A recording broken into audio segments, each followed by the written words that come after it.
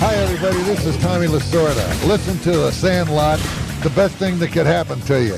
The one constant through all the years, Ray, has been baseball. Are you crying? It's a part of our past, Ray. There's no crying. It reminds us of all that once was good. There's no crying in baseball. Just a bit outside. Baseball will be very, very good to me. It's a simple game. You throw the ball, you hit the ball, you catch the ball. Personally, I think we got hosed on that. The Sandlots Radio Network is on the air. And now, starting pitcher for the Sandlots, former pro player and Major League scout, Ted Howard. This is National League All-Star Justin Upton. Hi, this is Shane Victorino. Hi, this is Albert Pujols. Hi, this is David Wright. Derek Jeter, New York Yankees, and you're listening to The Sandlot. Welcome to The Sandlot. It's where everybody plays. It's a place of our own. It's our field. It's our neighborhood. It's our team. It's our home. The Sandlot is presented by the Kinetic Arm, protecting young athletes one arm at a time. The Sandlot is also sponsored by Slide MVP, Tool Shed, Champ Trove, Max Graphics LA, South Bay Credit Union, Fairway Underwriters, Insight Performance Group, and Pro Slide. The Sandlot can be heard live here on Fox Sports 1590 KVTA, also streamed live on kvta.com. Replays of all Sandlot Radio Network shows are published on the major podcast platforms, including SiriusXM MLB Network Radio, Spotify, SoundCloud, Simplecast, Apple Music, Pandora, and YouTube. Also, check out Sandlot Radio Show on Instagram and Sandlot Radio Network on Facebook for video content with the Major League players. Please explore SandlotRadioNetwork.com for historical reels and images, along with links to our outstanding partners. Last week on the Sandlot, we had a huge lineup of current Major League players, many of them from the Los Angeles Angels. We had one of the best young catchers in MLB today, Logan O'Hoppe, plus veteran utility man Adam Frazier, and Anaheim-born Angels fan, a true angel in the outfield, Wade Meckler, and the Angels' first base coach, a World Series champion himself as a player, Adam Eaton. We also had an all-star outfielder from the Rockies. This guy has hit over 300 since entering the major leagues, Troy Johnston, and a future superstar outfielder for the Houston Astros. He's in his second full season at just 23 years old, Cam Smith. This week on the Sandlot, we caught up with two former left-handed pitchers in the Atlanta Braves organization. They came up with the Braves at the time in the mid-90s when the Braves pitching staff was as good as any staff has ever been. We have the fifth ever Australian to make it to the major leagues, left-handed pitcher Damian Moss, and another lefty. You all know him from the Braves as one of the first guys to throw a legitimate 100 miles an hour, and he did it from the left side. We have John Rocker and Damian Moss together. They run the Gulf Shores Collegiate League, along with Pete Rose Jr., for young college athletes. They have full access to the Atlanta Braves spring training facility on the Gulf Shores of Florida, and they give kids an opportunity to develop alongside some of the current players in the Braves minor leagues and to get a true taste of what the lower levels of the minor leagues are all about. John Rocker and Damian Moss. Damian, been 15 years with Five Star, 8 years doing college, 5 years down here at the Gulf Shores. 3 for you or 4? Third year for John. So we have John Rocker and we have Damian Moss, two lefties that were in the Atlanta Braves organization together, and I take it that's how you have related and become after baseball friends. I was 18 and he was 16. Wow. So at 16, you're 18 right out of high school. Yeah, he's fresh off the boat in Australia. And met in a structure league in 1993. So 1993, this is the first time you guys ran across each other. You got a young kid from Australia who's just a little different. Still learning to speak English. Still trying to figure it out. He's speaking the King's English, which is a little different than what we speak, isn't it, John? They got rednecks in Australia, right? They got rednecks over there?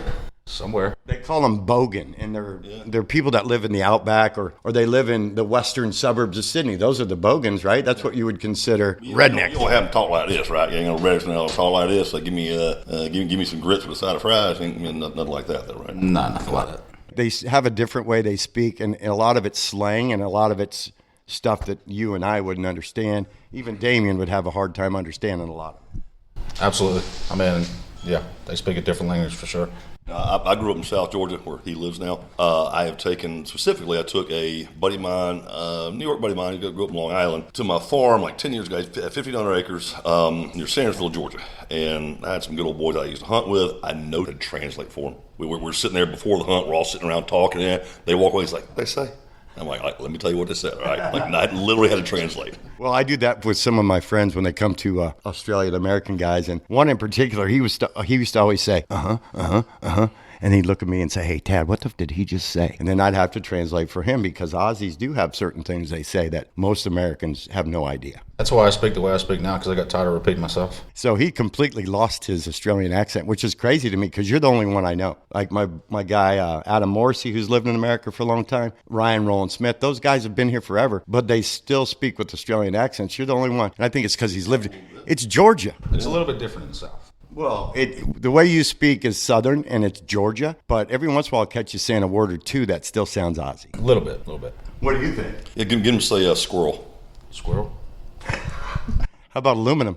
Aluminium? There you go. See, there's a few that he'll still let us know that he's an Aussie. So, John, growing up in Georgia, who were some of the guys that you looked up to? Because was it the Atlanta Braves? Oh, of course it was. I remember Bob Horner died like a month ago, something like that. And I do my my podcast on the Rumble platform, and so we did a show about 2 days after Bob passed away. And I told the story in, I believe, 84, 86 maybe, 86. Hit all those home runs? I was at that game where he hit 4 home runs. I had the program until moves and whatnot. I can't find it anymore. But was at that game when Bob hit 4 home runs. And growing up, I grew up kind of out in the country. I had three stations, ABC, CBS, and NBC, and with rabbit ears, a fuzzy TBS, Channel 17. And I would watch as many games as I could. If I wasn't able to watch, I would listen to them on the radio. Skip Carey and Pete Van Weeren, back in the late 70s, early 80s. And grew up on the Bruce Benedicts and the Rafael Ramirez's and, of course, Murph and all those guys. And was a huge fan,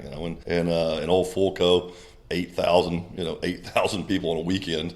And you'd buy nosebleed seats and get them down by behind third base, about 15 rows back for $8 tickets. Wow, those were the days, because now you got to take out a second mortgage to go to an MLB game with your family. Yeah, I heard that. I of course, you had to pay for tickets and ever, but it's I'm pretty sure it was a baseball game. 4 tickets, general food, whatever, like $450, $500 for a family of 4. $500 to go to a damn ball game and leave in the 7th inning. And I see in L.A., a huge portion of that is American families. And I'm like, how are they doing this? Because I see them there a lot. Like, it's not like they go once a year. No, they go all the time. I mean, you see them all the time, man. I guess if you're a diehard fan, you'll take out a second mortgage. Well, we're fortunate. We haven't had to pay for tickets for a while, like you said, but you think about the families that do, and MLB's kind of gone the wrong way with that. I went through the strike in 1995, and you guys remember this. You were in the middle of it, too. And I remember I was at the Biltmore, and we had all the big leaguers up on the stage, and the minor leaguers, they're telling us to go home and all the reasons why we shouldn't be doing that. We didn't have a choice, if you remember. I just was told I was going to play in a game that day, right? And you just went up and played in a game. So Brett Butler said one day, because of what we're doing here today, one guy is going to make $10 million a year to play this game. One day. Now a whole bunch of players are making $10 million a year. That's the thing. The average is getting close to $10 million. You got Shohei making 70. You got Tucker making $60 million a year. So it's 7 times what Brett Butler promised us that one day one guy would get. But he breaks a lot of my stuff. I'm assuming he's still alive. Yeah, he's still alive, but I Long don't. time of a signing, long time ago. Only time I ever met him. What a nice guy. He used to be a huge Brett Butler. Just scrappy player, man. Yeah, a guy like that you really do respect for what he was able to accomplish at the big league level with such limited tools. Because let's face it, you guys, you're a big boy, 6'4", 240. Coming out of high school, did you know that you're going to make it to the big leagues? Because you're 18th round. I mean, it's not like it's a guarantee. That was injury year before, that stuff right there. And just put myself in a pretty poor position talking to scouts. I had almost a 95% scholarship to play at Georgia. And I literally would tell scouts, if we draft you, will you sign? I don't think I'm ready yet. I don't think I'm going to go to Georgia. Are you serious, you dumb? You tell a scout if you draft me, I'm not going to sign, I want to go to Georgia? What the hell's wrong with you? Yeah, so they saw me as unsignable. And fell from probably 5th to 10th round down to 17, 18. So. And you're completely an oddity because you're an outfielder and you're playing in a tournament and make a throw from the outfield, and the Braves are already signed Glenn Williams. Well, no, they hadn't signed him yet. They're in the process. And Clarkie's there, and he sees you make a throw from the outfield, and he's like, come to the tryout tomorrow. We're going to put you up on the mound. Next thing you know, Damian's signing a contract to leave Australia at 16 and go to America. And that's just weird. First guys I meet is this guy. You know you're off to a good start. Decision. The hell I got myself into. Well, you guys came up through the Braves when there were some great players. Let's talk about some of those guys you came up with. Yeah, I mean, I was sitting with Pete Rose Jr., who also coaches with us down here in the Gulf Coast Collegiate League, and talking about the South Atlantic League in '95.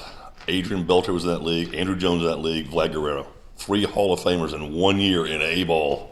I remember that, our All-Star team that year. Oh, and Jose Guillen. So the outfield was Vlad Guerrero, Andrew Jones, Jose Guillen. And was Carlos Beltran in that league, too? I don't know the rules had a team in the Sally League. They didn't have it in the Sally League. Yeah, Carlos. I think we ran into Carlos next year in High in the Carolina League. In Wilmington. Yeah. Him and Mendy. Yeah, there were some tremendous players, man. And for you, getting an opportunity with the Braves, growing up a Braves fan, what was that like for the family when you got the call, even at the 18th round? I mean, it's like, wow. Yeah, it was cool. And the biggest thing was the day I got called up, May 5th, 1998. And yeah, it was obviously cool enough as it was, but it would have been really cool if it had been in Fulco. Been Old Fulton County Stadium. Now that would have been cool. I got to play at Old Fulco. Sat there for years and years and years as a little young guy, 8, 10, 15 years old, and now I'm playing on this field. That would have been really neat. Well, just the fact that you're still with it's the Braves organization. You grow up in Georgia, you get signed out of high school, and let's face it, that's a long road to the big leagues, and especially with the Braves, with the pitching they had during that time, for you two to slip through the cracks and make it. Just through a keyhole, man. I think one of the coolest things, for me, obviously John and I came up together, grew up together, through the Braves organization. Obviously he got there before I did, but we were always rooting for each other. I think one of the really cool things that we got to do together, and it was Michael Bowie was there as well. When we were in Instruction League in '95, they had swept the Reds, so they invited myself, John, and Bowie up to Fulton County to throw a simulated game before the World Series. Live BP to him. Yeah. Before the World Series, that was really cool. See some good velocity. And you guys were pretty young at that point. When-ish? Was it 95? Yeah, 95. So I was 18. 21. 18, 19, something like that. Yeah, that can be scary at that age to go up there. So let's talk about your Sandlot days. Was there something that you did in the backyard that kind of, when nobody was watching, that John was just grinding it, doing something that was going to make you great one day? Well, it was. I first noticed that I had a chance to be a good player. Probably in like T-ball or a little minor league ball when you're 8, 9 years old, when none of my teammates would play catch with me. So to get loose for practice, I was playing catch with the coaches because none of them were like, nah, I ain't playing catch with you, dude. But then by the time I was 14 years old, I don't know what it was just an epiphany. I want to play. I'm going to be a big league ball player. I've got to do something every day to make it the big leagues. And so it was, reading a book written by Nolan Ryan or a magazine article written about Roger Clemens or reading a Tom House book or working out or playing or something, watching a game, trying to learn. It was something literally every single day. And every day, a little bit of absolute, but probably 300 days a year. I was doing something, just trying to mentally, physically, take those marathon steps, one step at a time. It's going to be a long time. And it took about 10 years. 14, I made my debut when I was 23. So yeah, about 10 years. Sandlot kids in your neighborhood, was there anybody else that was helping you along the way, encourage you, maybe would play long toss with you or do something to help push you along? My dad would. I'd play catch with him, in the old backyard. But yes, and had neighbors 2 doors down, guys my age, one a year older, 1 year younger. They were good athletes, so we're always playing, tennis ball, baseball, and basketball, and no-pad tackle football. We're always outside playing some kind of sport. This dude Sandlot's way different because he was playing soccer with a group of kids, and cricket. He wasn't even a cricketer. Catch the alligator. He don't like cricket, but he had a group of kids that they wanted to stay together, and somebody said, "Well, let's try this t-ball thing." Next thing you know, he's playing because just the group of kids he played soccer with decided they're going to play baseball, so he just jumped on board. Yeah, I mean, it was obviously baseball's not a huge sport in Australia like it is over here, but I guess last time we spoke, I was the weird one because I played baseball. Everyone's like, "What is that?" I'm a little bit different anyway. Thanks for getting to these 2 goofy-footed lefties, and we have more from these 2 unlikely friends when we return. We're on Fox Sports Radio 1590 KVTA. I'm your host, Tad Powers. The Sandlot. It's where everybody plays. The Sandlot is presented by the Kinetic Arm. trusted to protect youth athletes one arm at a time. For more information, go to SandlotRadioNetwork.com website, the partners page, click on Kinetic Arm to start protecting your player's arm today.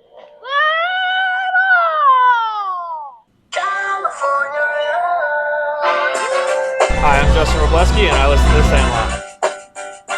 This is Alex Vesia, two-time champion, left-hand pitcher, bullpen, and I listen to the Sandlot.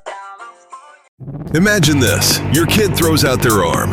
One bad pitch and suddenly it's surgery, months of pain, and watching from the sidelines. There's an epidemic of arm injuries in youth athletes, but it doesn't have to be that way. The Kinetic Arm is the first dynamic arm stabilizer, supporting the shoulder and elbow when they need it most. Trusted by thousands of athletes. Go to SandlotRadioNetwork.com, click Partners, Kinetic Arm, and protect your kid's arm today.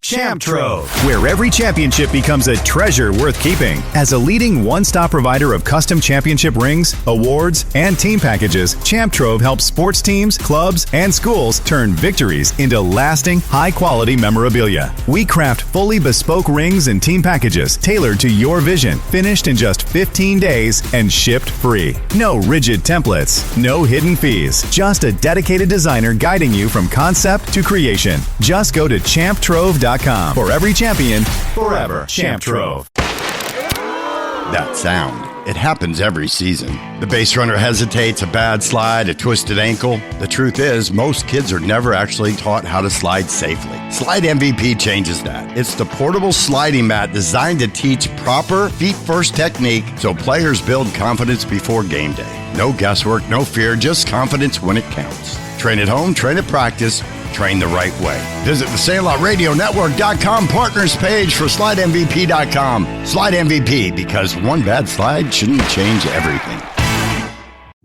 You know, I don't say this lightly. I've been around the game a long time. There's an epidemic of arm injuries in youth athletes. Until now, nothing truly supported how the arm worked while throwing. Meet the Kinetic Arm, the first dynamic stabilizer supporting both shoulder and elbow in motion. Trusted by over 100,000 athletes. Want to protect your player? Click on SandlotRadioNetwork.com partners and order your Kinetic Arm today. Hi, everybody. This is Rick Mundy, former Major League player, former All-Star, and now broadcaster with the Los Angeles Dodgers. You're tuned in exactly where you need to be. It's Sandlot, and it's baseball. Talking baseball, the man and Bobby Fella, the Scooter, the Barber, and the Duke. They knew them all from Boston to Dubuque. Especially Shohei, Mookie, and the Judge. Welcome back to the Sandlot. It's where everybody plays. We're on Fox Sports 1590 KVTA. Also streamed live on KVTA.com. The Sandlot is presented by our trusted protector of young athletes, the Kinetic Arm. Right now we have more from both John Rocker and Damian Moss. You're an American that's got a little support. You're an Australian that's hoping to get some because you don't have the family right here in the backyard. So I want to know, in your experience in the minor leagues, what was the craziest thing that happened? Because, you know, in the minor leagues, crazy stuff happens in spring training. How about you? Craziest minor league? You know, my minor league experience was not that crazy. Obviously, when I was in Macon, I lived at home. And every other stop, I lived with a family. I was never out, living in the apartments with 2 or 3 roommates and having, women come and go at 2, 3 in the morning and drinking and boozing it up and act like a jackass. I was pretty reserved. I was so focused on getting to the big leagues. The night I would start, I'd be at the field till 12:31 in the morning, get my post-start workout in, and so I was pretty focused, and I was still a guy that I might drink one day a month. So I didn't have much of a crazy experience. Now, as far as this is the minor leagues for you, kid. Was when I got demoted from Macon, went to Eugene, Oregon, to play in the Northwest League, and stayed in some apartment complex that was about 3/4 mile from the field, no car, walked to and from the field every day. And me and Glenn got demoted. Glenn Williams, that Damian got signed with, demoted as well. And mattress on the floor is where we stayed. You got to tell him the Breaker story. That was a pretty good story. All right, I'll tell you that. I can bring that one up. Yeah, so all right. So our first round pick, Jacob Shemate. Remember Barryfoot? Yeah. Barryfoot's son, Derek Foot, and myself and 3 chicas out one night, got a case of beer or something, looking for something to do with it. There was a beach next to the breakers called Clark's Beach, a little private beach. If you were from around there, you'd have noticed just a walkway through the mangrove bushes. You'd have no idea it's there. But we would go hang out there a lot. So like, yeah, let's go down to Clark's Beach. And it's probably midnight, 1 in the morning. And so we're down there, and let's go skinny dipping. We're all like 21, so we're still like embarrassed. Because skinny for us was like still with our boxers on. We weren't. Mind you, he skipped curfew already. We weren't too brave. And so we're there about 30 minutes, and all of a sudden we see flashlights coming down the walkway. I'm out in the water up to my chest, and everybody gets out of the water, and they go up as the police. They start checking IDs. I think all the girls were underage. Everybody but Derek was underage.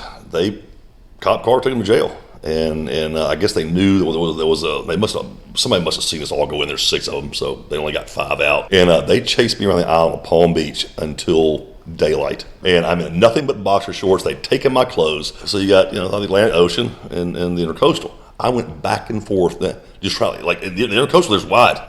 The bridge is there, but I'm like, that's some bitch half mile long. I'm in boxer and no shoes, nothing. I'm in my underwear. And I've got 2 mile walk back to the hotel. I'm going to get there. At one point, I'm walking. I had to walk on the grass. You know what? Because my bottom of my feet got just chewed up. I mean, just hamburger meat, walking on asphalt and concrete for like 5 or 6 hours. At one point, I see car lights coming around a turn. I dive in some bushes, and this is the island of Palm Beach. This is like Estee Lauder's house is right there. I mean, I'm a half mile from the breakers. I mean, just the cheapest house is $8 million. And so I dive in these bushes. Well, the car pulls up because it sees me right in front of me. We're on the other side of the bushes, through these people's yard, jump some fence, and I'm running through some other yard, and there's a wooden walkway that's about this high off the ground, about 3 inches off the ground. I hit that son running full speed, and this right big toe shattered that son, and just pow, just face first, keep up, get up, keep on going. And the way I ended up getting picked up was the plan I came to was to get to a hotel and use the valet phone. So I made it to the Breakers Hotel. It's like 5 in the morning, 5:30 in the morning, sun's just starting to come up. I called, and there's, of course, no valet, but they did have a valet phone there. Pick it up, call the hotel. Glenn Williams is my roommate then. Like, Glenn, I'm at the Breakers. Don't ask me any questions, just come get my ass. And so I went and hid in the parking lot, like amongst the cars, waiting for Glenn to come get me. And sure, about 20 minutes later, he pulls up, and I just kind of army crawl over there. It's like, I'm like, just go, dude. I'll explain to you later. Get out of here, man. Yeah, and they all got trespassing tickets, underage drinking tickets, and the coaching staff found out about it, and not me. So as long as you run long enough, how bad were your feet? Did you miss games?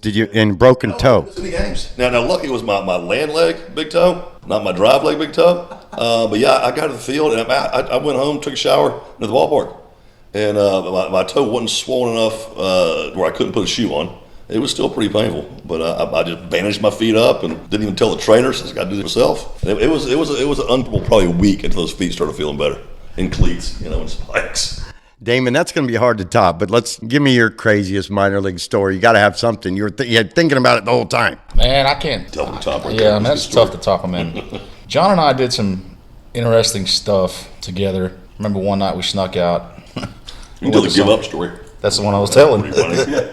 So we sneak out after curfew. It's like me and John and a few other guys, like this little bar down in West Palm Beach. We go out, and John proceeds to approach this girl on the dance floor. And, she's topless.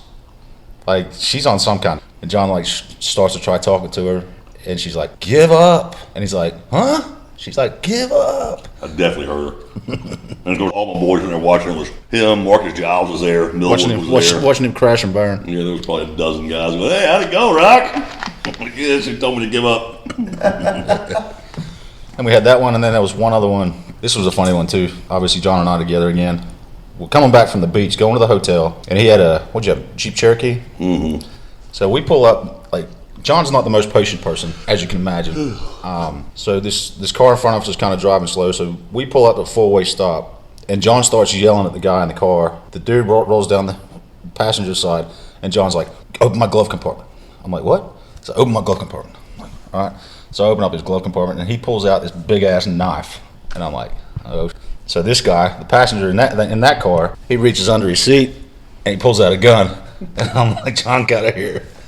And we drove away. We did. We drove away in haste.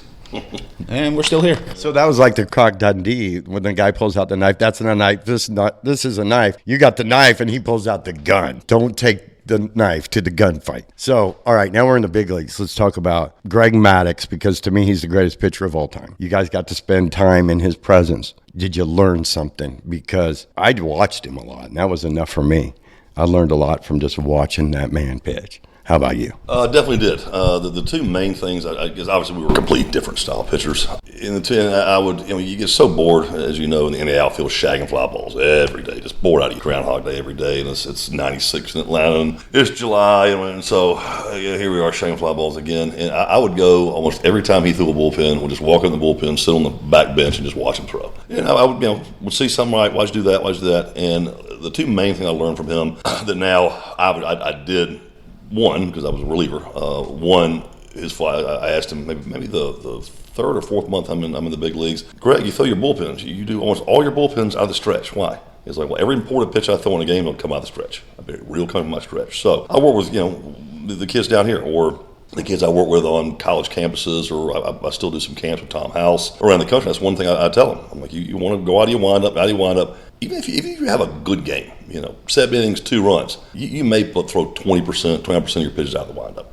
Get real comfortable with your stretch. I give him that quote from Greg Maddux. And then also the drive leg heel, just angling your drive leg heel toward what side of the plate you're throwing to. And a lot of guys want to just be neutral, no matter what side of the plate they're throwing to. And I say it's not a hard, fast rule, but here's a suggestion for you. If you want to throw arm side, tilt that thing toward the arm side. Off arm, tilt that thing, back toward off arm side. That's what Greg said. I asked him one day, why do that, Greg? And it was just like the duh, you idiot comment. He's like, I'm just aiming to the side of the plate I'm trying to throw it to. Like, that does seem like kind of common sense right there. Okay. But yeah, probably those two things really stuck with me, and I pass this along to all the pitchers I work with. Thanks again to these two goofy lefties. We have more from this unlikely pair when we return. I'm your host, Tad Powers. We're on Fox Sports 1590 KVTA. The Sandlot, it's where everybody plays. The Sandlot is presented by the Kinetic Arm. Why wait to start protecting your player's arm? Go to SandlotRadioNetwork.com for partners and order your Kinetic Arm today. The King of Crash, the Colossus of Clout, Babe Ruth,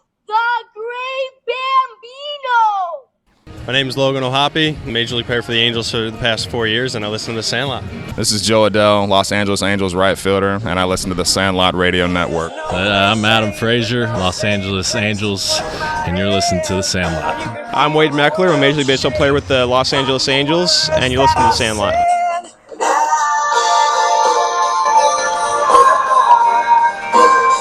Imagine this. Your kid throws out their arm.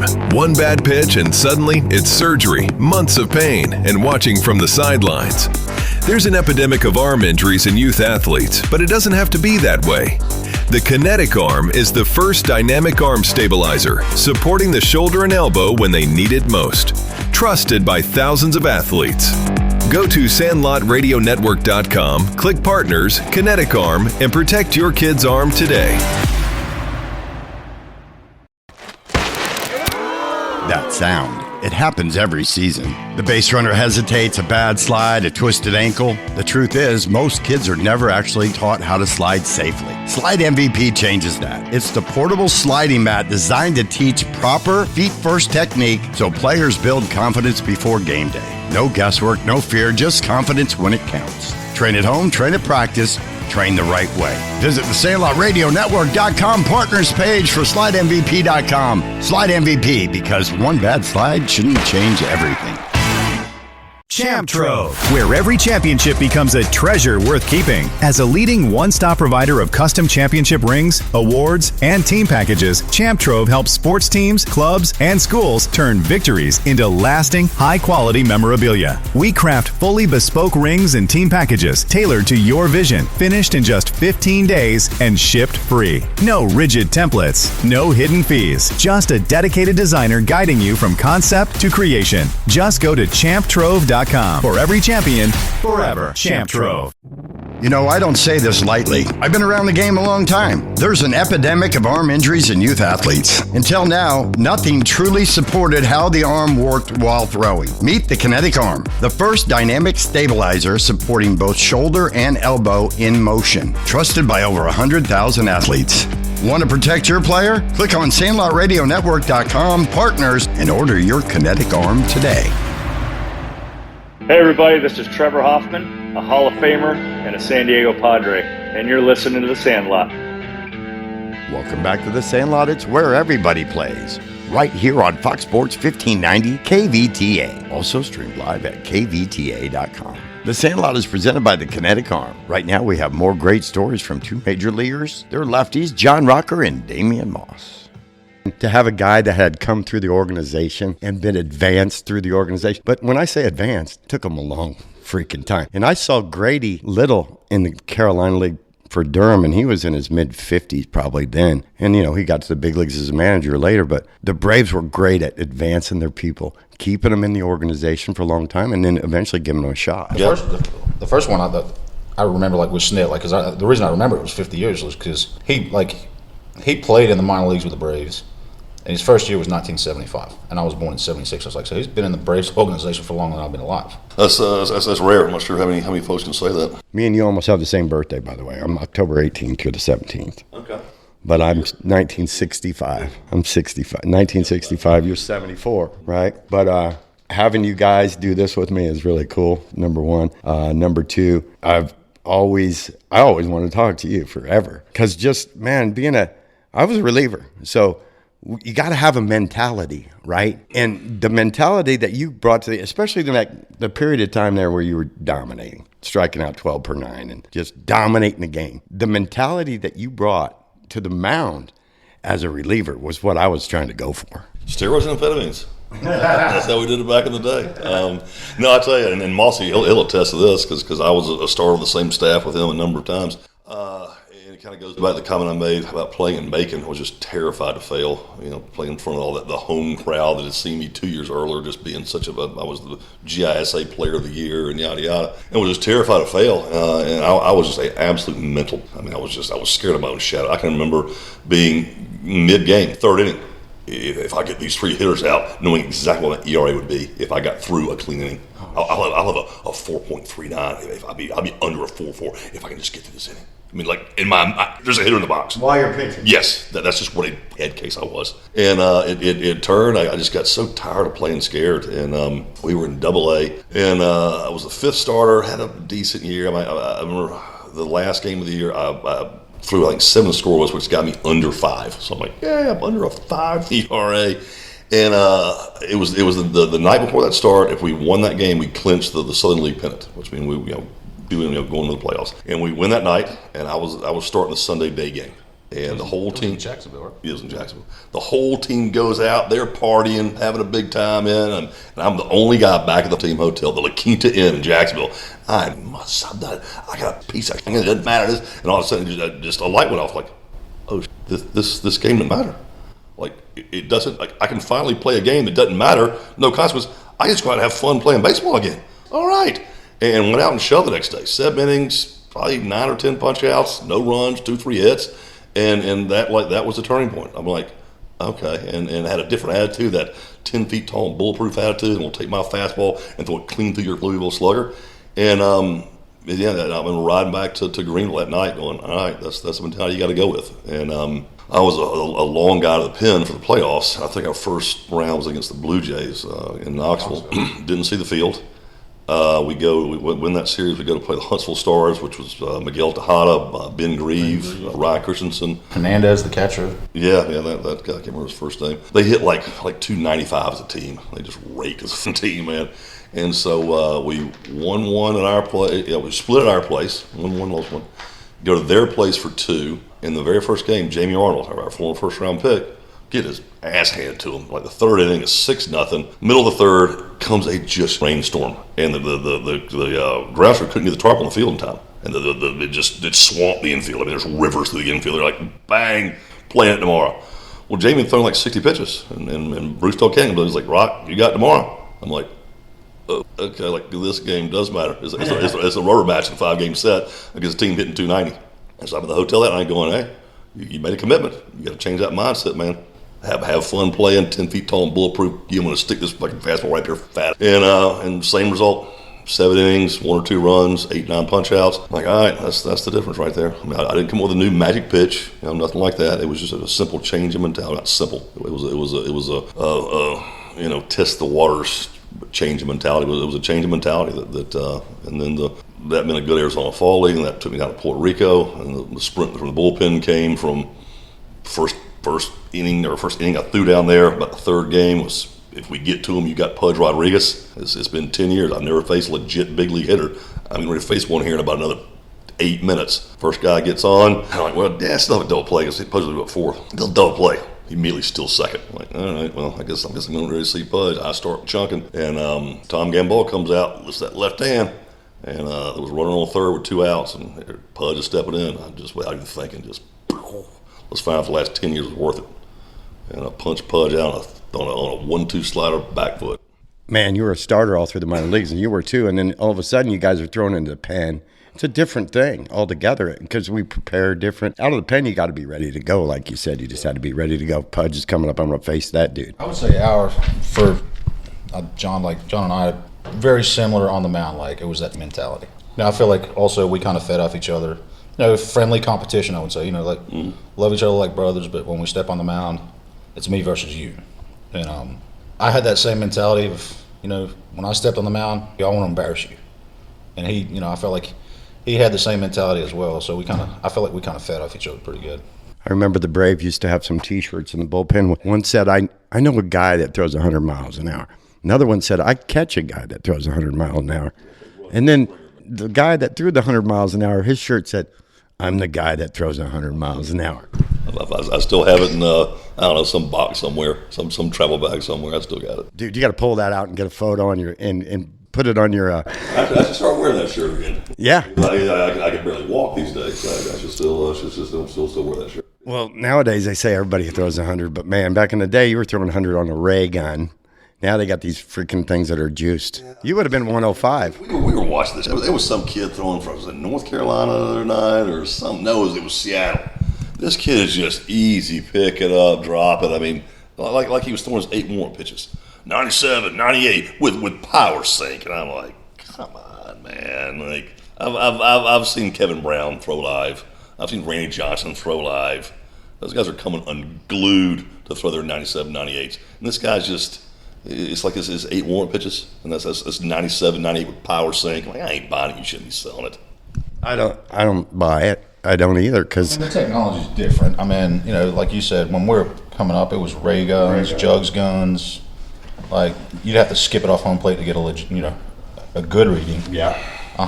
But now with the technology it is today, like because I talk to all these guys, it's out of the hand. With a ray gun and a jugs gun, it's like 6 feet from the plate, so it's got that roll down effect and all that stuff. So, like you said, he was probably in today's day, he's probably at least 105, maybe. But then but that's another thing too. But I guess Araldis has gotten a lot older because Araldis is still throwing 9,900. But in his heyday, he was 102, 103. But he's also 43 now. So he's probably lost a little bit. But as the technology's changed, it looks like he's lost a lot less. I guess that's probably the way you explain that. Yeah. I hope you're enjoying the stories from these two left-handers. We have more from John Rocker and Damian Moss when we return. We're on Fox Sports 1590 KVTA, the Ventura Sports Talk Station. I'm your host, Tad Powers. The Sandlot, it's where everybody plays. The Sandlot is presented by the Kinetic Arm. Go to SandlotRadioNetwork.com partners page, click on Kinetic Arm, and start protecting your player's future today. Hey everybody, this is Damian Moss with the Gulf Shores Collegiate League and 5-Star National. When I'm traveling, I'm always listening to the Sandlot, just like you should. Hey, this is Pete Rose Jr., son of the all-time hit leader, Pete Rose, and you're listening to the Sandlot with Teak, better known as Tad Powers. Imagine this. Your kid throws out their arm. One bad pitch and suddenly it's surgery, months of pain, and watching from the sidelines. There's an epidemic of arm injuries in youth athletes, but it doesn't have to be that way. The Kinetic Arm is the first dynamic arm stabilizer, supporting the shoulder and elbow when they need it most. Trusted by thousands of athletes. Go to SandlotRadioNetwork.com, click Partners, Kinetic Arm, and protect your kid's arm today. Looking to stand out? At Max Graphics LA, they bring your ideas to life. From custom screen printing and high-quality embroidery to eye-catching signs and banners, they do it all. Outfit your team, promote your business, or create one-of-a-kind personal gear. Whether it's company uniforms, sports league fan swag, or custom designs for any occasion, we've got you covered. Fast, reliable, and made just the way you want it. Call 310-350-3394 or visit maxgraphicsla.com today. Max Graphics LA, where your brand gets noticed. Running a business is hard enough. Growing one is even harder. That's where Insight Performance Group comes in. They help businesses streamline operations, improve marketing, strengthen sales systems, and create processes that drive growth. Instead of spending all of your time putting out fires, Insight helps you build a more efficient, scalable business. If you're ready to work smarter, grow faster, and get more out of your business, schedule a free consultation by going to SandlotRadioNetwork.com website partners page. Click on the logo for Insight Performance Group to begin growing your business today. You know, I don't say this lightly. I've been around the game a long time. There's an epidemic of arm injuries in youth athletes. Until now, nothing truly supported how the arm worked while throwing. Meet the Kinetic Arm, the first dynamic stabilizer supporting both shoulder and elbow in motion. Trusted by over 100,000 athletes. Want to protect your player? Click on SandlotRadioNetwork.com partners and order your Kinetic Arm today.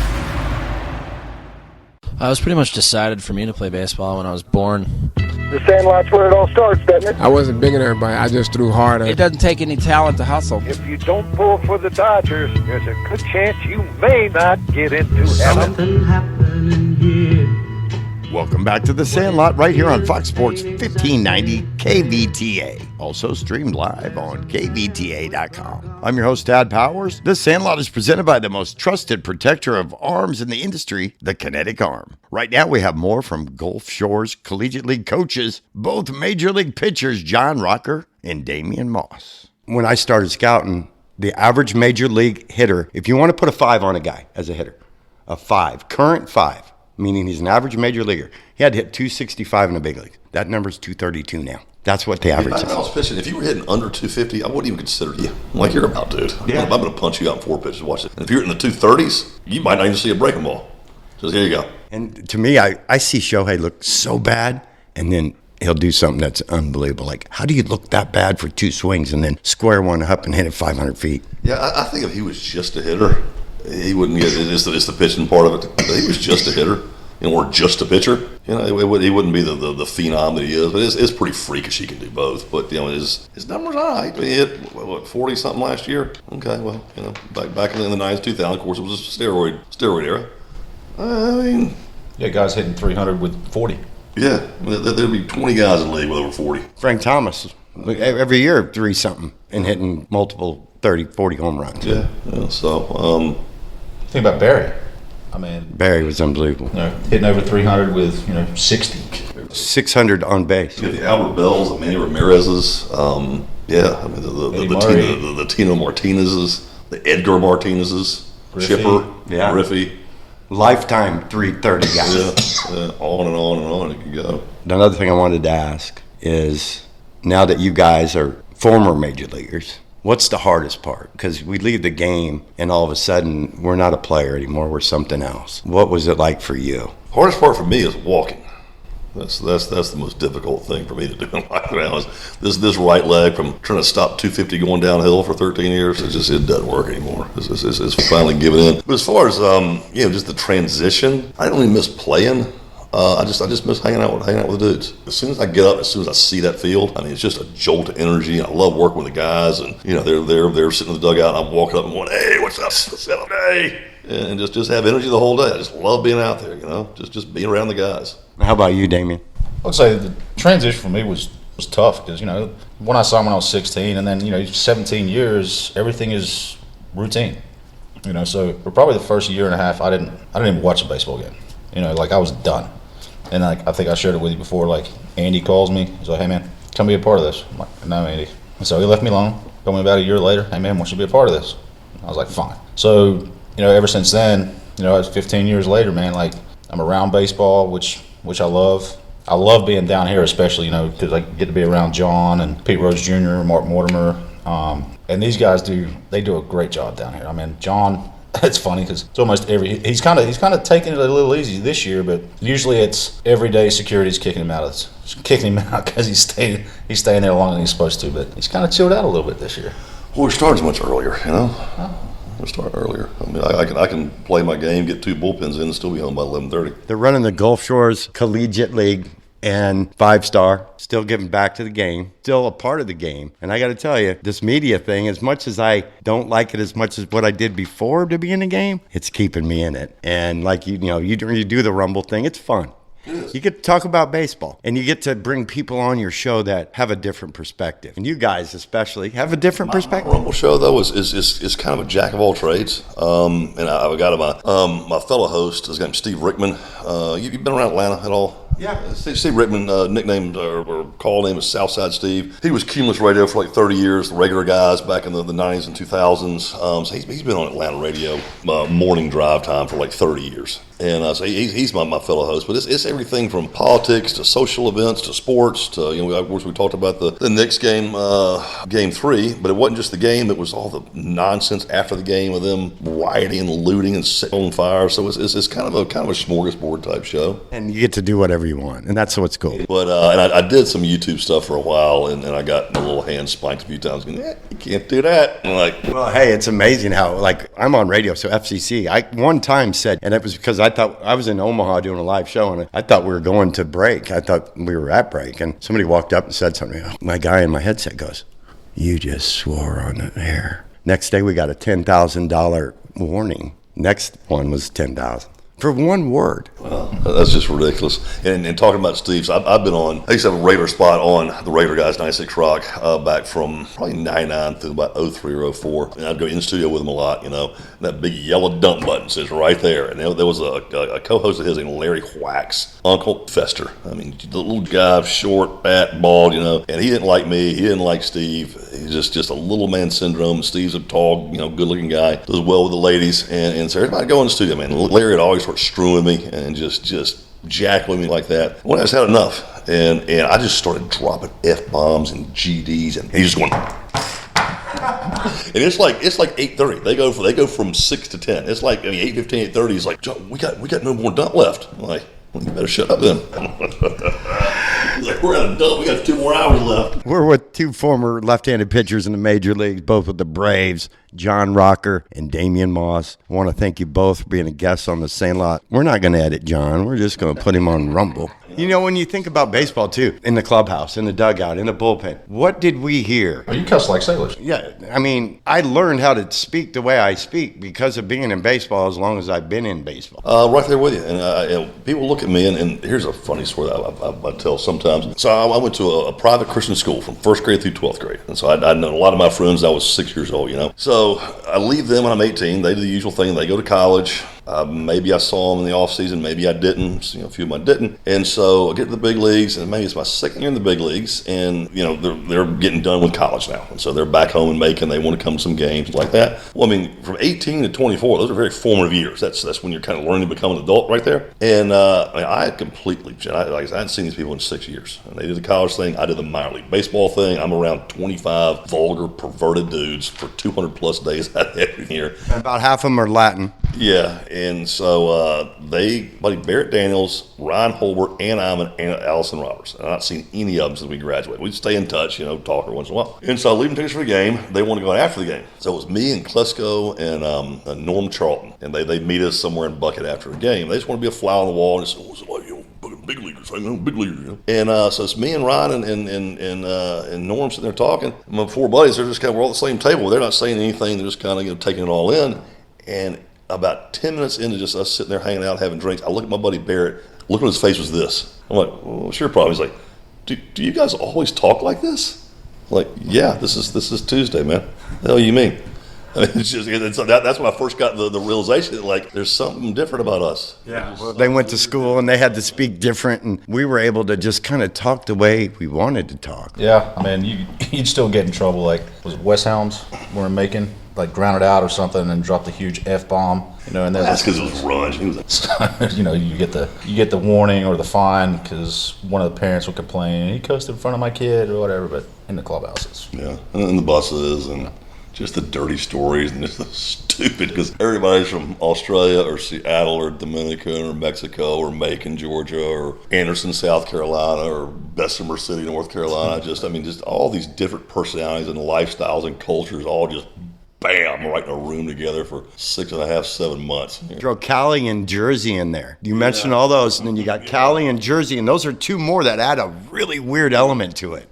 Because Cali's way different. And then the Jersey boys, man, some of the biggest I played with were from Jersey. Jason Marquez comes to mind. Like, then you got the Micah Buoys. Yep. Big time Christian guy. Worst word he ever said was fudge. Yeah, he give him a grand slam. Fudge, crap it, dang it, crap. How many times we said it to him? Just come on. Yeah, it was a poor Bowie though. He had some. You remember Micah Bowie at all? Yeah. He got some time. He got a couple of years.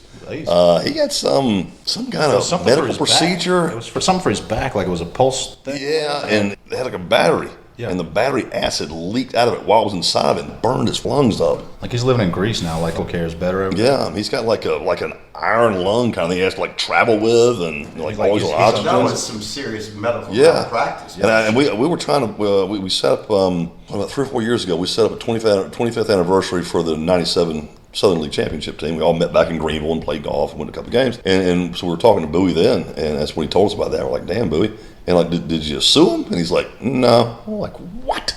You could have sued the brakes off who the hell that was. That just has to happen. What? Now. I know. I guess he's living. He's on oxygen 24/7. Yeah. And I guess he's living in Greece now because the medical care is better over there or something. That sucks. Yeah, it's amazing the guys you have rivalries with and maybe didn't like when you were the minors. Yeah, Brad Fulmer. It's fine now. You gotta tell the Brad Fulmer story. That is a pretty good story. You don't remember Brad Fulmer? Yeah. Okay. He had a good 9-10 year career. He had a good career with Anaheim, Toronto. So me and Mossy decided we didn't like Brad Fulmer. He hit like instruction league. He hits a bomb off me that barely clears the fence, and he pimped it. So he's Cali boy. I think he was a Cal State Fullerton guy. So me and Rock are like, dude, every time. And it was that old complex in West Palm. That was Pizza complex, and the backstop behind the plate, 10 feet. 10 feet, if that. 10 feet of a chain link fence right there. That was terrible. And man, if we didn't because it was on the Expos, we shared a complex. We played them 3 or 4 times a week, and we were seeing them every day. And every time we faced Fulmer, we tried to drill him. And sometimes we get him, sometimes we miss. I threw him a couple times, missed it, would stick in the chain link fence. There was that blue padding back there. Yep. I remember like Rock threw behind him, and all we heard was and like the ball stuck we in we threw at him 10 times a piece. And no altercation, nothing. He just on down to first. We're rookie ball, A-ball guys. We ain't that wild. You know that. Yeah. We ain't that damn wild. No. We're wild, but not that bad. And so, fast forward 5, 6, 7 years, I'm in Toronto, get done closing the game, and me and my strength coach, Frank Fulcher, and Toronto's weight room boy had spit it out, kid. And it's midnight, only one's in there. Door opens, here comes Brad Fulmer. I'm like, oh boy, here we go. Okay. I've seen this guy since I threw at him a dozen straight times I faced him. Rock, how you doing, man? Good to see you, buddy. Man, you're having a great year this year. What you been up to? You look good, man. I'm like, oh, man, he's a nice guy. Did you throw at him after that? No. I didn't throw him in the big leagues. Yeah. This was just a dumb 19-year-old, 20-year-old kid that me and Damian just decided we didn't like this guy. That's great. You teamed up on him. That's great. Didn't like him. Well, finally met him face to face. Like, I did the same thing to Jim Leyritz too. Really? I threw at Jim in the big leagues. We faced New York, and I threw at Jim because of the home run he hit off Wohlers in '96. So this is like 2000 when I faced Jim in a regular season game, and I nobody on, 2 outs, boom, there you go. That's for the home run he hit off Mark in the World Series 4 years ago. I just took it upon myself. I'm like, you pissed me off. What did he say? Well, I didn't tell him that. Oh, you did. But that's why I hit him. It's because he hit a home run off Woe and cost us the World Series 4 years ago when I was an A-ball, but I grew up a Braves fan. Pissed me off, And so I hit him 4 years later because I got him a home run he hit in the 96 series. And then I'm in Puerto Rico working on a split like 3 years later. He's on my team. Again, couldn't be a nicer guy. It's usually the way, though, because the same with the Aussie guys. There's so many that I hated on the field, but later on you meet them and you're like, I guess he's all right? Yeah, I think we talked about this yesterday. Adam Burton. Yep. So he gets released from the Braves. He was in the lower levels of the Braves. He was a little bit ahead of us, but gets released. Next year he's playing winter ball in Australia, and he's swinging a BESR. Not swinging wood, swinging a Beezer. So -5. Yeah.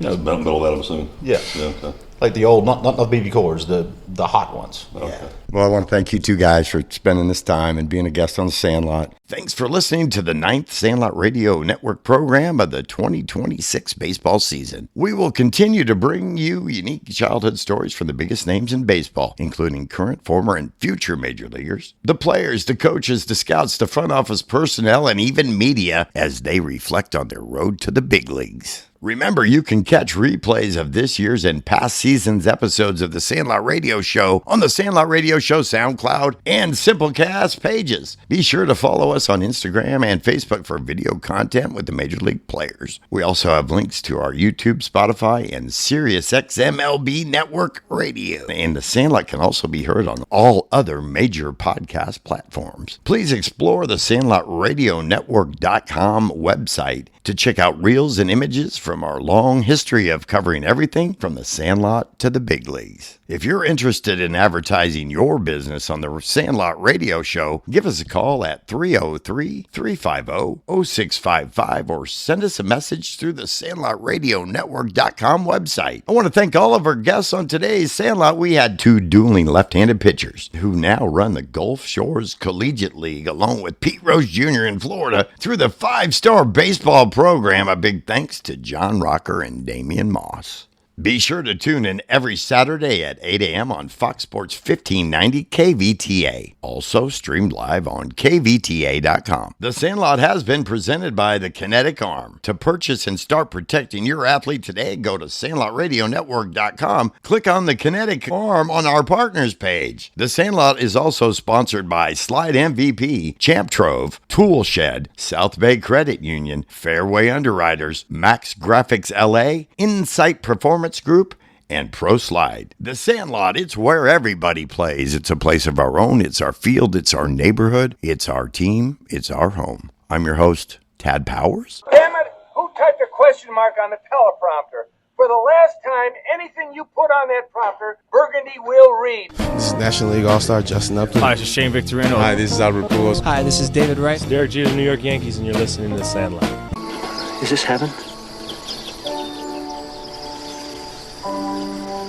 It's Iowa.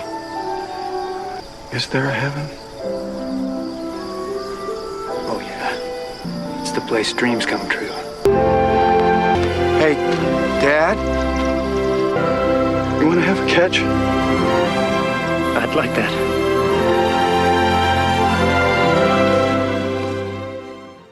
Imagine this. Your kid throws out their arm. One bad pitch and suddenly it's surgery, months of pain, and watching from the sidelines. There's an epidemic of arm injuries in youth athletes, but it doesn't have to be that way. The Kinetic Arm is the first dynamic arm stabilizer, supporting the shoulder and elbow when they need it most. Trusted by thousands of athletes. Go to SandlotRadioNetwork.com, click Partners, Kinetic Arm, and protect your kid's arm today. When you run a sports facility, tournament, camp, or recreation business, you need more than insurance. You need coverage built for the game. For over 35 years, Fairway Underwriters has specialized in protecting sports and recreation organizations nationwide, from baseball and softball facilities to camps, leagues, tournaments, golf courses, fitness centers, and special events. Because when the unexpected happens, experience matters. Fairway Underwriters, the name trusted for quality and innovation since 1989. Call 1-800-662-2141 or visit fairwayunderwriters.com today. Fairway Underwriters, protection built for sports. Whether you're in the batter's box or grinding through a 12-hour shift, your gear matters from the inside out. Introducing Toolshed Premier Compression Underwear. Toolshed is designed for the athlete and worker who demand comfort and durability. Moisture-wicking technology, aero-cooling mesh, and a fit that stays put. No chafing, no riding up, just pure performance. Upgrade your base layer today at toolshedusa.com. Use code Sandlot Radio 10 for 10% off. Toolshed, made in America. With so many banking options out there, why choose South Bay Credit Union? As a nonprofit credit union, they're here to serve you, not shareholders. That means they're able to provide better rates, fewer fees, and more valuable benefits to empower their members to live better and do better. You want to master your money? South Bay Credit Union puts you in control of your money with everyday banking solutions. From checking accounts to home mortgages, credit cards to auto loans, their members have access to the tools they need to achieve their financial goals now and in the future.